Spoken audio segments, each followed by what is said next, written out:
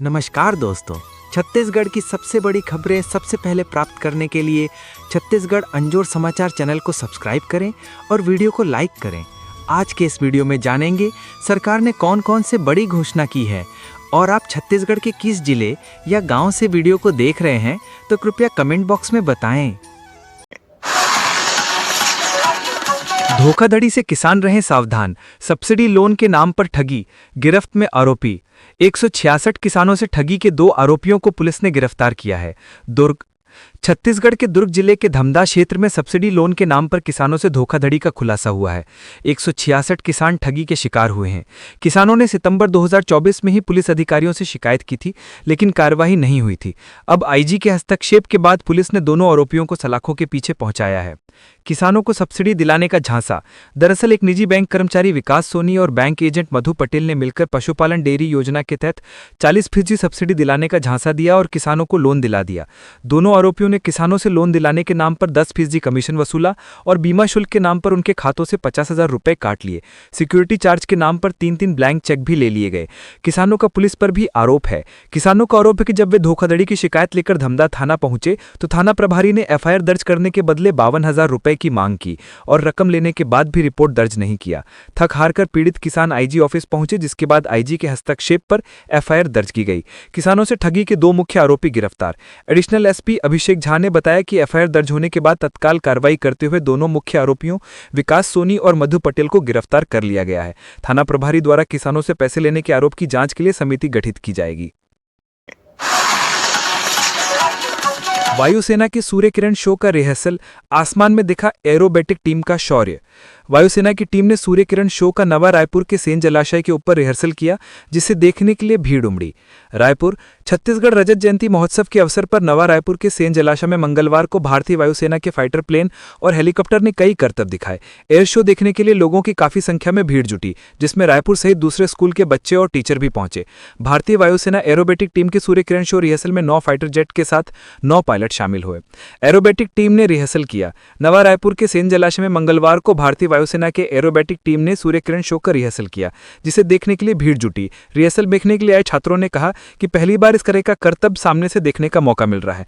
इसके पहले केवल फिल्मों में या फिर टीवी में देखा करते थे। 5 नवंबर को होगा मुख्य शो।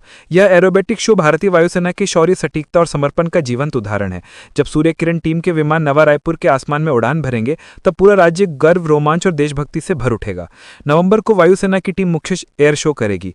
नवा रायपुर का आकाश bomb burst, heart in the sky और एरोहेड जैसी अद्भुत परफॉर्मेंस से जगमगा उठेगा। यह दृश्य छत्तीसगढ़ की 25वीं वर्षगांठ पर राज्य की प्रगति, आत्मविश्वास और राष्ट्रीय गौरव का प्रतीक बनेगा। 82 साल का दूल्हा 77 की दुल्हन, नाती पोते बने बाराती, 7 फेरों के साथ हुआ गठबंधन।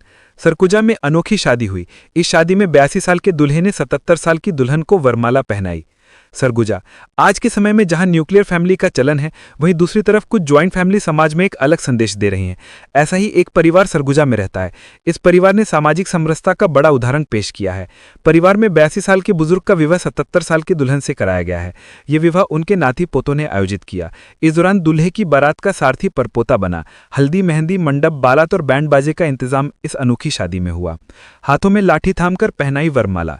वैवाहिक वर्षगांठ तो हर कोई मनाता है, लेकिन ये सालगिरह कुछ खास इसलिए है क्योंकि इसमें करीब 82 साल के दूल्हे और 77 साल के दुल्हन ने हाथों में लाठी थामकर एक दूसरे को वरमाला पहनाई। अंबिकापुर शहर में सोमवार को एक भावनात्मक आयोजन देखने को मिला। बुजुर्ग दंपति बलदेव प्रसाद सोनी और उनकी धर्मपत्नी बेचनी देवी ने अपने 65वें वैवाहिक वर्षगांठ के अवसर पर दोबारा शादी करके धूमधाम से मनाया। द्रौपदी की व्यथा बताते रो पड़ी पंडवानी गायिका तरुणा साहू। राज्योत्सव कार्यक्रम में दे रही थी प्रस्तुति। धमतरी जिले में आयोजित राज्योत्सव कार्यक्रम में पंडवानी गायिका तरुणा साहू कार्यक्रम के दौरान रो पड़ी। छत्तीसगढ़ स्थापना के 25 वर्ष पूरे होने पर जिले में 3 दिवसीय कार्यक्रम रखा गया था, जिसमें पंडवानी गायिका तरुणा साहू का भी शो था। दूसरे दिन पद्मश्री तीजन बाई की शिष्या तरुणा साहू, जो पेशे से आरपीएफ में इंस्पेक्टर हैं, वो कार्यक्रम के लिए पहुंची। पंडवानी गाकर समा बांधा। तरुणा ने धमतरी के राज्योत्सव कार्यक्रम में पंडवानी गायन कर समा बांधा। जैसे ही पंडवानी शुरू हुई, लोगों ने ताली बजाकर तरुणा साहू का स्वागत किया। तरुणा अपने गायन में द्रौपदी की चिरहरण की व्यथा लोगों को सुना रही थी। इस दौरान वो खुद भावुक हो गई। भावुक होकर महाभारत के दृश्य का गायन किया। तरुणा ने मंच से बताया कि जब द्रौपदी चिरहरण में पांचों पांडव अपने विरोधी के साथ पासा खेलते वक्त अपनी पूरी संपत्ति को हार जाते हैं, इसके बाद वो अपनी पत्नी को भी दांव पर लगा देते हैं। इस खेल में पांडव अपनी पत्नी को हार जाते हैं। हारने के बाद जब विरोधी चिरहरण करता है तो द्रौपदी खूब चिल्लाने लगती हैं। द्रौपदी सभा में मौजूद हर किसी से मदद मांगती हैं, लेकिन पांचों पांडव भी सामने नहीं आते। इसके बाद भगवान श्री कृष्ण को द्रौपदी याद करती हैं। द्रौपदी की बात सुनकर आशीर्वाद देते हुए श्री कृष्ण आते हैं और द्रौपदी के ऊपर वस्त्र डालते हैं। राज्य अलंकरण सम्मान समारोह 2025। उपराष्ट्रपति सीपी राधाकृष्णन के हाथों सम्मानित हो रही 34 हस्तियां। जिन लोगों को सम्मानित किया जा रहा है उसमें सामाजिक, सांस्कृतिक, साहित्यिक, कला, खेल, सहकारिता और महिला सशक्तिकरण के क्षेत्र से जुड़े लोग शामिल हैं। नवा रायपुर में आयोजित छत्तीसगढ़ राज्य स्थापना दिवस राज्योत्सव 2025 के अंतिम दिन राज्य अलंकरण समारोह का भव्य आयोजन किया जा रहा है। इस अवसर पर उपराष्ट्रपति सीपी राधाकृष्णन मुख्य अतिथि के रूप में शामिल हो रहे हैं। मुख्य अतिथि राज्य के 34 उत्कृष्ट व्यक्तित्वों को राज्य अलंकरण पुरस्कार देकर सम्मानित कर रहे हैं।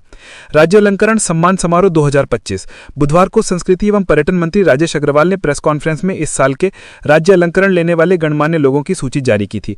मंत्री राजेश अग्रवाल ने बताया था कि इस साल कुल 40 शख्सियतों और संस्थानों को राज्य अलंकरण से सम्मानित किया जाएगा, जिनमें से 34 को राज्योत्सव के मुख्य समारोह में सम्मान उपराष्ट्रपति सीपी राधाकृष्णन के हाथों मिलेगा।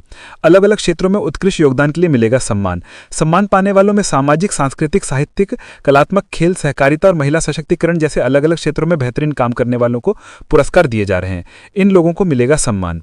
शहीद वीर नारायण सिंह स्मृति सम्मान हिरे सिन्हा कांकेर, यति यतिनलाल सम्मान भारतीय कुश निवारक संघ सोंटी जांजगीर चांपा, गुंडाधुर सम्मान खेल ज्ञानेश्वरी यादव राजनांदगांव, मिनी माता सम्मान महिला उत्थान ललेश्वरी साहू दुर्ग, गुरु घासीदास सम्मान भुवन दास जांगड़े बेमित्रा और शशि गायकवाड़ बलौदा बाजार, ठाकुर प्यारीलाल सम्मान सहकारिता क्षेत्र प्राथमिक कृषि साख समिति डोमा धमतरी। राज्योत्सव में होगा भव्य आयोजन। राज्योत्सव के दौरान प्रदेश की सांस्कृतिक विरासत और लोक कला का भव्य प्रदर्शन भी होगा।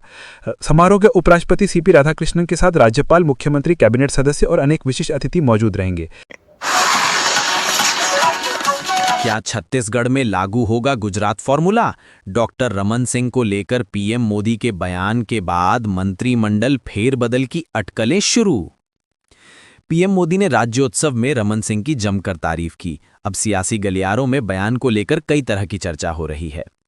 प्रधानमंत्री नरेंद्र मोदी के नवा रायपुर विधानसभा लोकार्पण समारोह में दिए गए भाषण ने छत्तीसगढ़ की सियासत में नई हलचल पैदा कर दी है। मंच से पीएम मोदी ने पूर्व मुख्यमंत्री और वर्तमान विधानसभा अध्यक्ष डॉक्टर रमन सिंह की खुलकर तारीफ की, उन्हें मित्र और सच्चा कप्तान बताया। मोदी ने कहा, रमन जी इस बात का बड़ा उदाहरण है कि एक कार्यकर्ता अपने परिश्रम और समर्पण से लोकतांत्रिक व्यवस्था को कितना सशक्त बना सकता है। बयान पर होने लगी चर्चा। मोदी की सराहना के बाद राजनीतिक गलियारों में बयान के मायने निकाले जा रहे हैं। सवाल उठ रहे हैं कि क्या प्रधानमंत्री ने संकेत दे दिए हैं कि छत्तीसगढ़ में जल्द ही गुजरात फॉर्मूला यानी व्यापक मंत्रिमंडल फेरबदल लागू हो सकता है। दरअसल अक्टूबर महीने में ही गुजरात में सीएम को छोड़कर सभी मंत्रियों ने इस्तीफा दे दिया था। इसके बाद 19 नए मंत्री बनाए गए। जय जोहार, जय छत्तीसगढ़। धन्यवाद।